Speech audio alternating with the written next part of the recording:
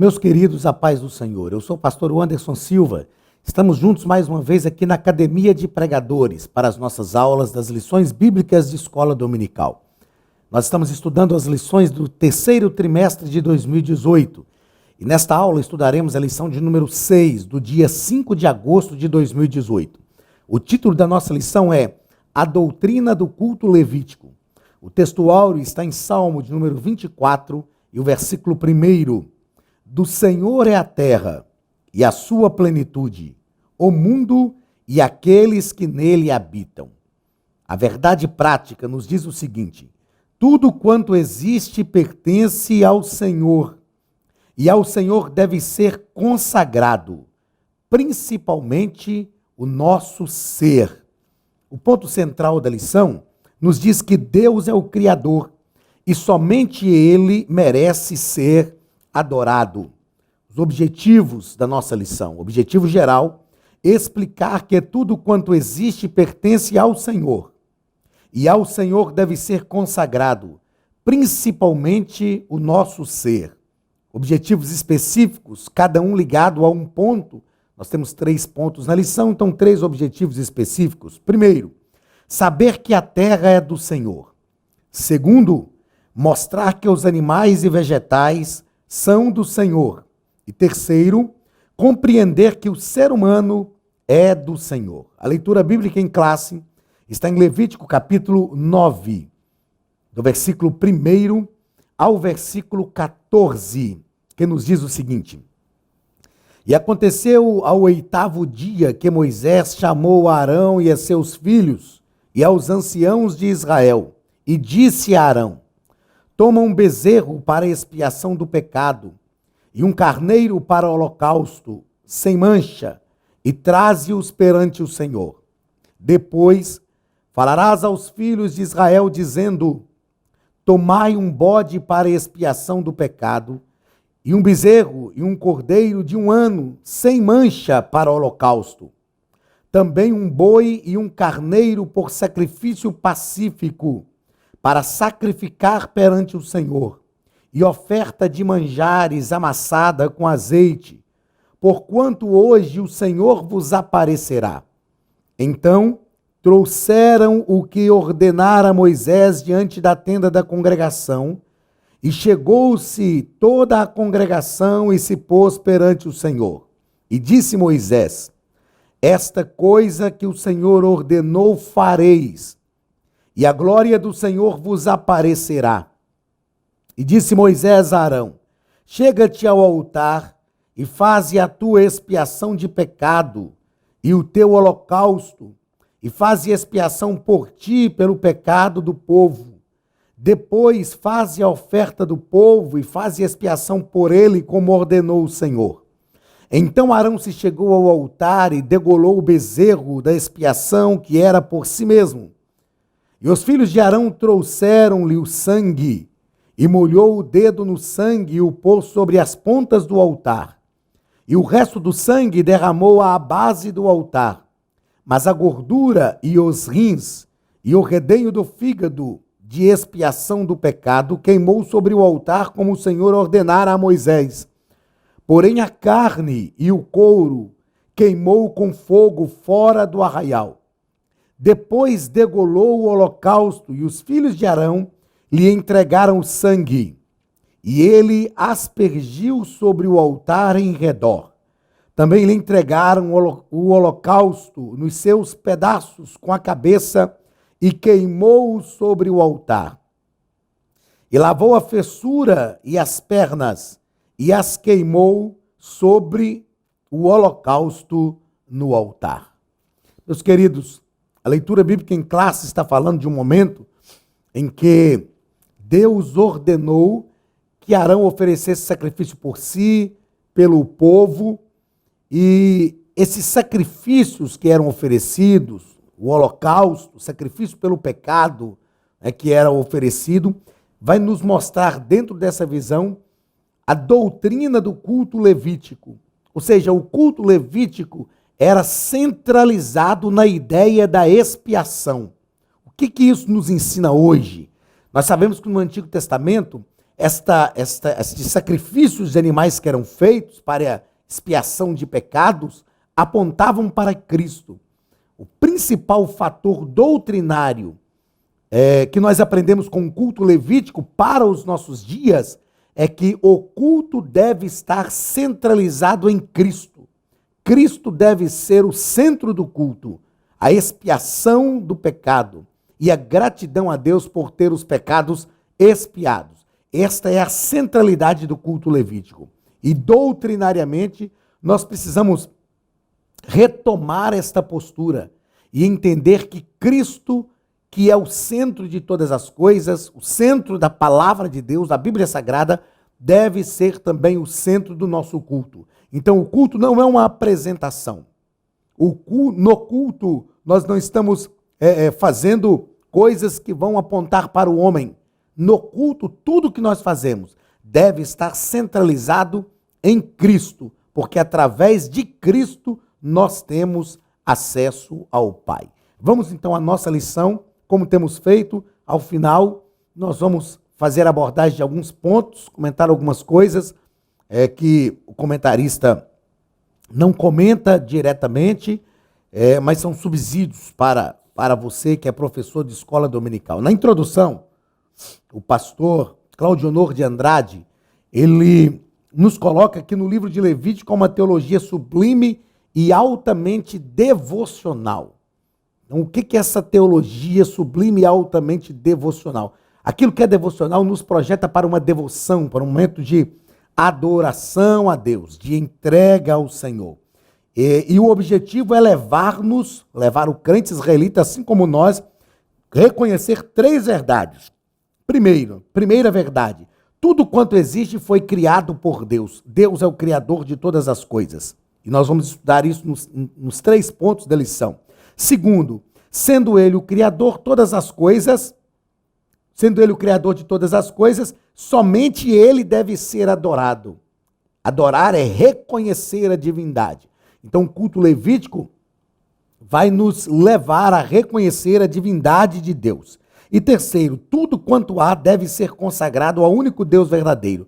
Davi, ele faz uma expressão magnífica quando ele oferta para a construção do templo e ele oferta do seu tesouro pessoal. E ele ora a Deus dizendo, graças te damos, porque tudo que temos vem de ti, e da tua mão o tomamos e lhe devolvemos.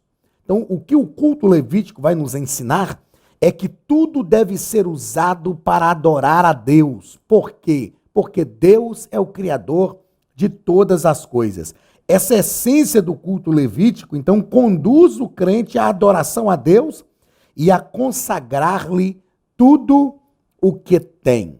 Nós sabemos que o diabo não tem nada, ele não criou nada, ele até domina sobre esse sistema mundano, porque a Bíblia diz que o mundo jaz no maligno, mas na verdade tudo pertence a Deus, tudo pertence ao Senhor. Primeiro ponto, a terra é do Senhor. No primeiro parágrafo, o nosso comentarista vai dizer que Deus é o criador dos céus e da terra. Então, se Gênesis mostra que Deus é o criador dos céus e da terra e de tudo quanto existe, Levítico vai reivindicar dos israelitas que eles consagrem tudo ao Senhor. Se Deus criou tudo e tudo lhe pertence, tudo deve ser consagrado a Ele. É um entendimento lógico, não é? Tudo que nós temos e que nós consagramos a Deus, nós só estamos devolvendo ao Senhor, honrando o seu nome, glorificando o seu nome por causa disto. Mas tudo que temos já vem dele, a origem está nele. João entendeu isto quando ele disse que no princípio era o verbo, e o verbo era Deus, e o verbo estava com Deus, e todas as coisas que foram feitas por ele.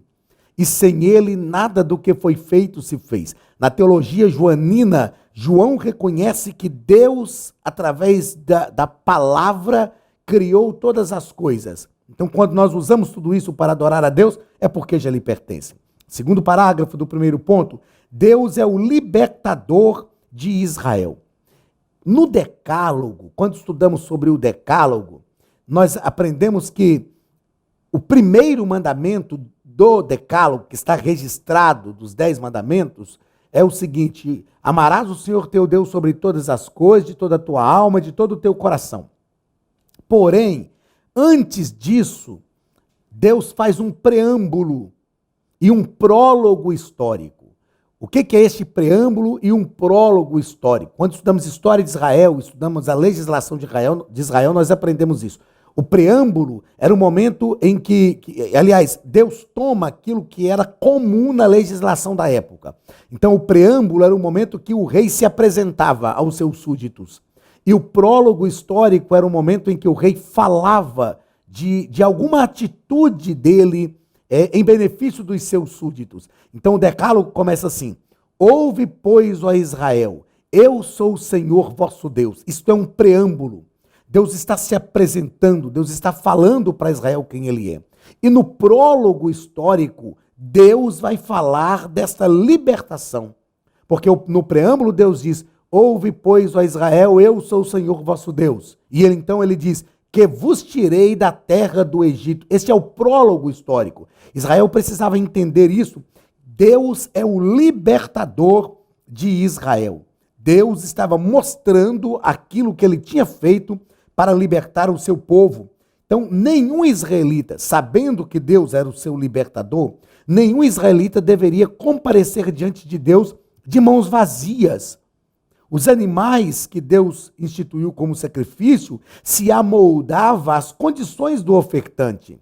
Então Deus disse: olha, você vai sacrificar um boi, mas se você não tiver como sacrificar um boi, você sacrifica um cabrito, uma ovelha, uma pomba, uma rolinha. Uma coisa é certa: dependendo das condições, dos recursos que o ofertante dispunha, ele apresentava a Deus uma vítima. Ele não podia deixar de apresentar. Ele não podia aparecer de mão vazia. E do mesmo jeito que Deus aceitava o sacrifício daquele que oferecia um boi, Deus aceitava o sacrifício daquele que oferecia uma pomba, uma rolinha. Não tinha problema. A situação não era o tamanho do animal. A situação era que eles deveriam se apresentar diante de Deus, não de mãos vazias, porque através disso eles reconheciam a ação libertadora de Deus.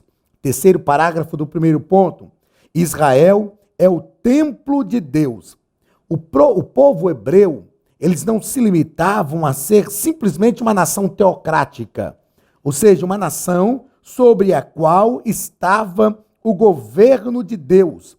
O governo de Deus deveria ser aceito por todos, a partir do instante que eles compreendessem que, como povo de Deus, eles deveriam ser a comunidade de adoração por excelência do Senhor. Deus não queria tão somente governar sobre eles, ter poder de ordenar as coisas sobre eles, de mandar, de dar ordem sobre eles. O que Deus queria é que eles realmente se envolvessem com a sua presença e fossem a nação adoradora por excelência. Meus queridos, até hoje muitos não conseguiram compreender a visão de Deus. Acreditam que Deus quer ser simplesmente o dono da nossa vida. E então, quando Deus dá ordens a Israel sobre o que eles deveriam comer, sobre o que eles deveriam vestir, Deus não está usando de autoritarismo para com o povo. Deus está disciplinando o seu povo, ordenando o seu povo como um pai bondoso, para que eles compreendessem que se eles se submetessem à vontade de Deus e às suas ordens, eles teriam uma vida muito mais próspera, eles teriam uma vida muito melhor, uma vida muito mais fácil, muito mais tranquila. Deus estava legislando e eles não entenderam que o que Deus queria era tão somente promover o bem do seu povo. Era isso que eles precisavam compreender, entender que Deus queria promover o seu bem. Se eles compreendessem isso, eles adorariam a Deus, seriam uma nação adoradora por excelência e desfrutariam de tudo aquilo que Deus tinha. Charles Swindoll escreveu um livro chamado Aprendendo a Viver Acima da Mediocridade. E ele assevera nesse livro que Deus tem muitas coisas para nós. E quando eu falo de muitas coisas, eu não estou usando aqui da teologia da prosperidade. Eu estou falando desse envolvimento com Deus, desse convívio que nós precisamos ter com Ele. Charles Swindoll, então, diz que Deus tem muitas coisas para nós. E quando nós vivemos sem desfrutar de Deus, tudo aquilo que Deus tem, isto é viver uma vida medíocre. Isto é viver uma vida medíocre. É como se você estivesse numa festa onde estivesse servindo as melhores comidas e você decidisse comer pipoca, que você encontra em qualquer lugar, que você compra na sua casa. Você abrir mão, isso é mediocridade. É deixar de desfrutar do melhor da festa para comer aquilo que você pode comer todo dia. Muitos vivem uma vida medíocre diante de Deus. Simplesmente por irem à igreja num domingo, por sentirem uma alegria, por ouvir uma mensagem, por cantarem um hino, simplesmente por pedirem a Deus para abrir uma vaga no estacionamento de um shopping, quando chega, acha que isso está muito bom. Mas quando nós nos envolvemos com Deus, nós aprendemos que Deus tem coisas melhores, maiores para nós, a partir do relacionamento que nós temos com Ele. Então, Charles Swindoll escreve esse livro, que é um livro que eu recomendo, Aprendendo a Viver Acima da Mediocridade. Nós não podemos ser medíocres com as coisas espirituais. Precisamos viver tudo o que Deus tem para nós. Então, a nação de Israel é o templo de Deus. Não é uma nação somente sobre a qual Deus quer ordenar. Deus quer mandar sobre a nação. Não, Deus quer habitar na nação. Deus quer que eles sejam o templo. Assim é a nossa vida. Nós não recebemos a Cristo como Salvador simplesmente para Deus ter um senhorio, para Deus ter um servo e mandar sobre nós. Nós recebemos a Cristo como Salvador para que o Espírito Santo habite em nós. Nós somos a habitação de Deus. Paulo fala sobre isso. Não sabeis vós que o vosso corpo não vos pertence, é templo do Espírito Santo? Ele diz, vós sois habitação do Deus vivente. Isto é muito mais pleno. Isto é plenitude de vida cristã. E era isto que Deus queria que Israel entendesse a partir do culto levítico. Faça cursos completos de teologia, hebraico bíblico, preparação para a escola dominical. Estude a palavra de Deus com mestres capacitados. Elienay Cabral, Josué Brandão, Cláudio Gama, Alain Brizotti, Benhur Lopes, Elias Torralbo, Eduardo Reis e muitos outros professores. Seja um pregador mais capacitado para pregar o Evangelho. Tenha acesso ilimitado a todos os cursos online por apenas R$ 49,90 mensais. Venha estudar na Academia de Pregadores. A maior escola de teologia online do Brasil. Segundo ponto da nossa lição. Os animais e os vegetais são do Senhor. Primeiro parágrafo. Aliás, até antes do primeiro parágrafo, o pastor Cláudio Honor de Andrade coloca aqui que os animais e os vegetais em Israel não eram adorados, mas serviam para adorar. E como eu já disse agora há pouco, eu observei aqui que tudo deve ser usado para adorar a Deus. Tudo deve ser usado para adorar a Deus. Primeiro parágrafo, no Egito os animais eram deuses. Os egípcios não faziam distinção entre criador e criatura.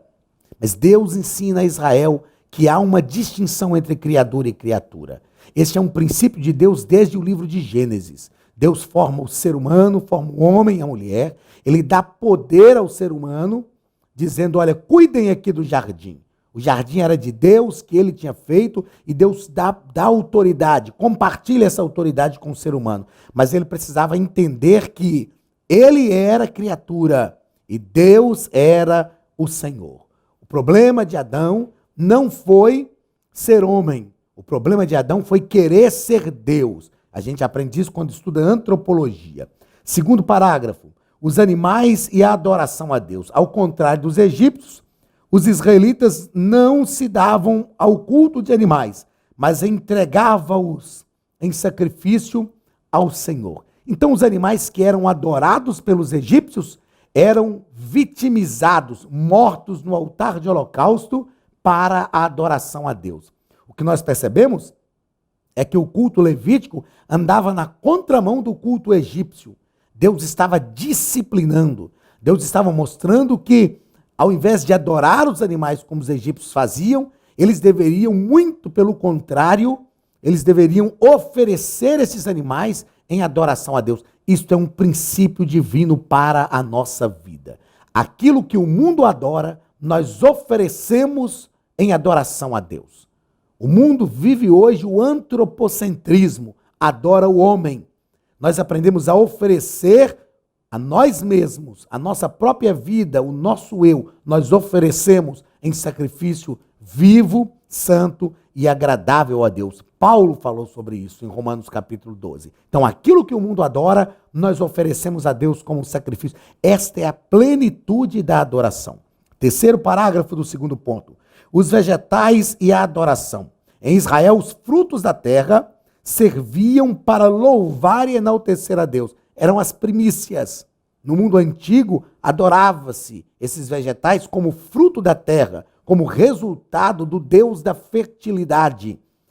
No caso de Israel, eles ofereciam esses primeiros frutos em gratidão a Deus, reconhecendo que esses frutos só tinham surgido, só apareciam porque Deus estava cuidando do seu povo. Deus estava abençoando a terra para que ela frutificasse. Deus estava fortalecendo o seu povo para que eles realmente pudessem trabalhar na terra. Era uma atitude de pleno reconhecimento da grandeza, do amor e do poder de Deus para gerar todas as coisas. O sustento de Deus. É isso que nós precisamos aprender, meus queridos. Entender que tudo que temos, tudo que somos, vem do Senhor. Não é porque nós somos bons, é porque o Senhor realmente faz surgir na nossa vida e nos dá condição de adquirir tudo o que temos. Terceiro ponto, pastor Cláudio Novo de Andrade vai nos colocar que sobre o ser humano é do Senhor. Então, se nós já estudamos aqui que os animais são do Senhor, que a terra, os vegetais, tudo é do Senhor, o ser humano também é do Senhor. Por que o ser humano é do Senhor? Porque todas as coisas que Deus criou para o ser humano, em prol do ser humano. E Deus criou o ser humano de uma forma distinta, mas foi também criado por Deus.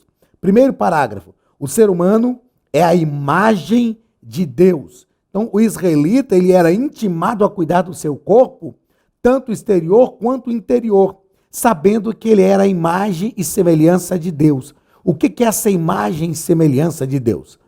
Você pode estudar conosco aqui na Academia de Pregadores, nós temos o curso médio em teologia, e a gente vai estudar antropologia ou teantropologia, que é o estudo do homem à luz da teologia. A gente vai aprender que esta imagem e semelhança de Deus são atributos comunicáveis de Deus, que Deus comunicou ao ser humano.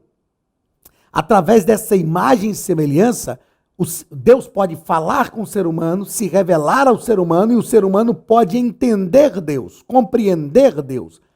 Essa imagem e semelhança de Deus em nós é o que possibilita esta comunicação, é o que possibilita essa via de mão dupla, onde nós nos comunicamos, onde nós conseguimos entender Deus, porque Ele se revela.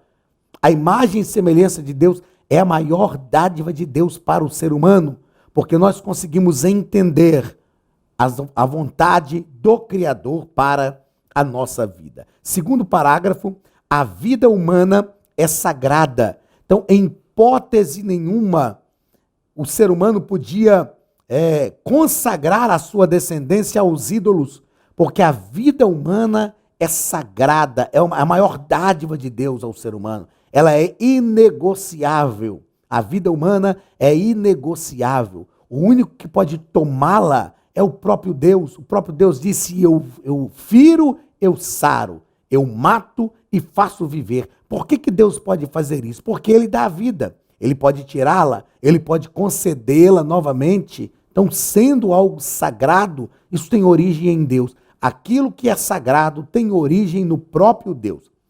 Terceiro parágrafo desse terceiro ponto, o ser humano é servo e adorador a Deus. O que é ser servo? As pessoas às vezes têm uma ideia de servidão, principalmente no nosso caso, nós latino-americanos, brasileiros especificamente falando, quando nós pensamos em servo, pensamos em servidão, pensamos em escravatura, a escravatura negra, essa coisa toda que faz parte da nossa história. Mas o que é ser servo? Ser servo é estar a serviço de alguém. E a gente precisa mudar esta visão de que ser servo é algo de só menos importância. Quando nós pensamos que ser servo é estar a serviço de alguém, nós entendemos que aquele que está a serviço de alguém representa aquele a quem ele serve. Quando nós entendemos que somos servos do Senhor, nós percebemos que estamos a serviço de Deus. Se nós estamos a serviço de Deus, nós representamos Deus onde nós estamos. Se estamos a serviço de Deus, nós temos a autoridade de Deus para representá-lo. Se estamos a serviço de Deus, nós falamos em nome de Deus no lugar onde nós o representamos. E aí isso muda de figura, porque isso deixa de ser uma situação de alguém que está subjulgado e se torna numa verdade de alguém que está comissionado. Esta é a ideia do serviço ao Senhor. Nós somos comissionados por Deus para falar em seu nome, com a autoridade dele, para defender o seu nome, para agir em seu nome. Isso é ser servo de Deus. A gente não tem isso muito nítido hoje por causa da cultura, né, de escravidão que nós somos criados. Mas o ser humano, ele é servo de Deus, ou seja, é um privilégio estar a serviço de Deus. Porque quando estamos a serviço de Deus, nós temos a autoridade de Deus para falar em seu nome. Nós temos o poder de Deus para agir em seu nome. Nós temos o poder de Deus para representá-lo onde nós estamos. Então o ser humano é servo e adorador. Adorador é aquele que reconhece a divindade. Quarto parágrafo desse terceiro ponto. O sacrifício pacífico.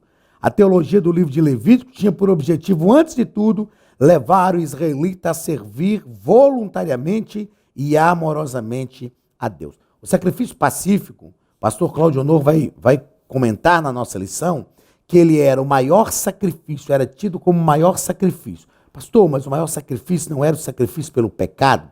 O sacrifício pelo pecado tinha a função de cobrir o pecado. O sacrifício pelo pecado foi consumado em Cristo, que realmente expiou, ou seja, aniquilou o pecado. O sangue de touro só cobria, mas o sangue de Cristo tem o poder realmente de extinguir o pecado e lançá-lo no mar do esquecimento. Então, o sacrifício pelo pecado era oferecido por alguém que havia pecado e precisava regularizar a sua situação para se apresentar diante de Deus. Okay? Então, quem oferecia o sacrifício pelo pecado estava, na verdade, movido pela necessidade de perdão de Deus, a fim de se aproximar de Deus com liberdade. Então, o que movia o coração do ofertante a oferecer o sacrifício pelo pecado? O pecado que ele havia cometido. Agora, o sacrifício pacífico era uma oferta de comunhão. No sacrifício pacífico, é como se o ofertante estivesse dizendo, olha, eu não pequei agora, é lógico que todos pecavam, mas ele não era movido por essa necessidade de perdão, por uma falha cometida diretamente. No sacrifício de comunhão, ele só queria estar com Deus. Ele só queria comungar. E comungar é compartilhamento em comum de crenças e ideias. Então, o sacrifício de comunhão é tido como maior sacrifício porque era um sacrifício voluntário. Ele não estava fazendo porque pecou, ele não estava fazendo porque, se ele não fizesse, o pecado poderia levá-lo à morte. Ele estava fazendo porque ele queria estar com o Senhor, ele queria comungar com o Senhor. É este desejo que o livro de Levítico nos ensina que deve surgir em nosso coração. O desejo de estar perto de Deus, não por medo de ir para o inferno, não porque a gente vai perder o céu, mas porque a gente quer desfrutar de comunhão. É uma amizade que a gente quer nutrir, não porque aquela pessoa vai nos livrar de apuros. É uma amizade que a gente quer sustentar simplesmente por causa do relacionamento. Esta é a ideia do sacrifício pacífico e, por isso, a maior oferta que poderia ser oferecida. Muito bem, queridos, façamos aqui alguns comentários, como nós temos feito, de alguns pontos que eu acho ser relevantes para o propósito da nossa lição. Primeiro, o culto levítico está voltado para o reconhecimento da grandeza de Deus. Nós não podemos esquecer disso. Isto é cultuar. E o culto levítico nos mostra isso. Quando o pastor Cláudio Honor nos coloca como texto áureo aqui o Salmo de número 24, versículo 1, do Senhor é a terra e a sua plenitude, o mundo e aqueles que nele habitam, ele está apontando para aquilo que era o foco principal do culto levítico, reconhecimento da grandeza e do poder de Deus. Então, no nosso culto, mais do que clamar, mais do que pedir alguma coisa, o culto começa com o reconhecimento da sua grandeza. A oração que Jesus nos ensinou, a oração do Pai Nosso, começa assim: Pai Nosso que estás no céu, santificado seja o teu nome. Ou seja, o reconhecimento dessa grandeza. Ele está no céu e o nome dele é santo. A cada dia deve ser santificado por nós, através de nós e na nossa vida a todo instante. Então, primeiro, o culto levítico está voltado para o reconhecimento da grandeza de Deus.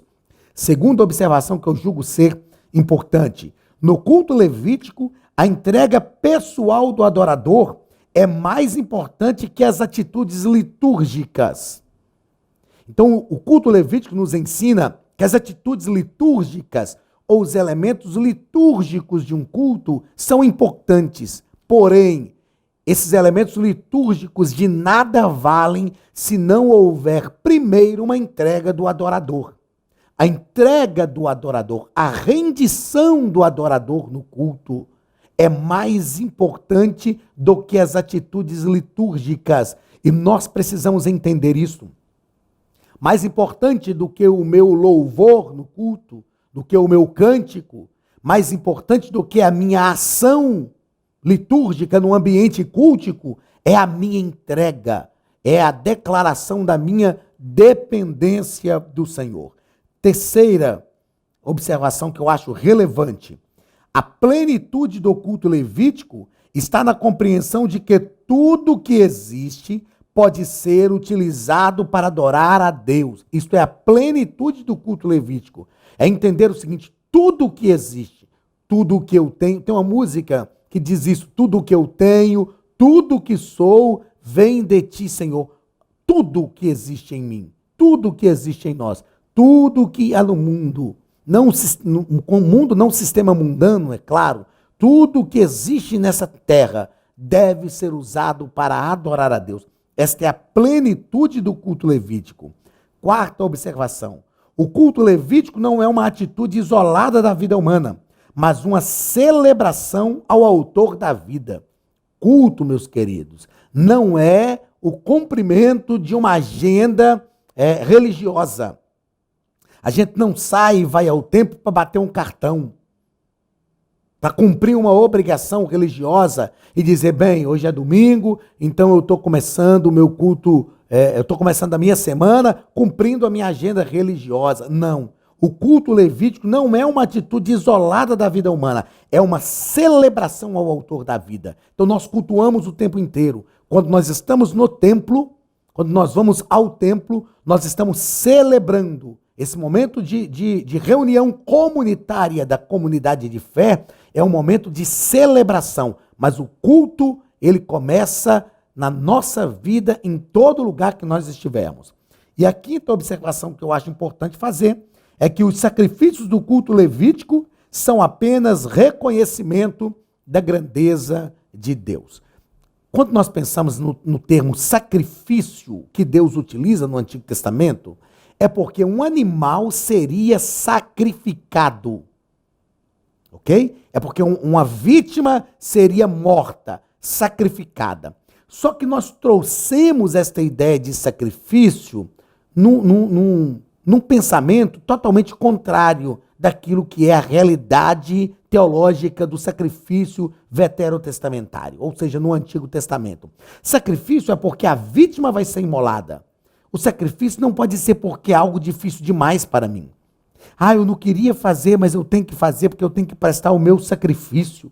E aí nós invertemos uma situação e fica parecendo que as coisas de Deus têm que ser feitas com muito esforço. É lógico que é preciso ter um esforço, sem dúvida, mas esse esforço deve ser algo que nós fazemos por prazer, por satisfação. Por exemplo, Paulo até utiliza essa metáfora do atleta. O atleta, quando está correndo, Ele tem que se esforçar, ele tem que esforçar a sua musculatura. Mas ele faz isso porque ele sabe que isso vai trazer um resultado positivo. Às vezes a musculatura fica dolorida, mas ela está se desenvolvendo. Ela vai produzir muito mais saúde. Esse exercício vai produzir muito mais saúde. Então, esse deve ser o nosso esforço. É um esforço prazeroso. É um esforço que nós fazemos porque sabemos que teremos um resultado, não um resultado de casas, de carros, essa coisa da teologia da prosperidade, mas um resultado positivo para a nossa vida. Então, quando nós pensamos em sacrifício no Antigo Testamento, é porque uma vítima seria sacrificada, mas o ofertante está fazendo isso por alegria, por prazer. E a Bíblia diz que Deus ama aquele que dá com alegria, que faz com alegria. O que Deus quer é que nós façamos, não simplesmente porque Ele pediu o sacrifício, mas nós queremos sacrificar, porque isto manifesta o nosso reconhecimento da sua grandeza. Então, os sacrifícios do culto levítico são apenas reconhecimento da grandeza de Deus. Meu querido, foi bom estar com você mais uma vez. Na semana que vem nós estaremos juntos para o estudo da nossa 7ª lição e eu espero você aqui. Que Deus te abençoe. Um grande abraço da Academia de Pregadores, do pastor Anderson Silva e até a semana que vem, em nome de Jesus. Estude a Bíblia Sagrada de forma simples, pela internet, mas com profundidade.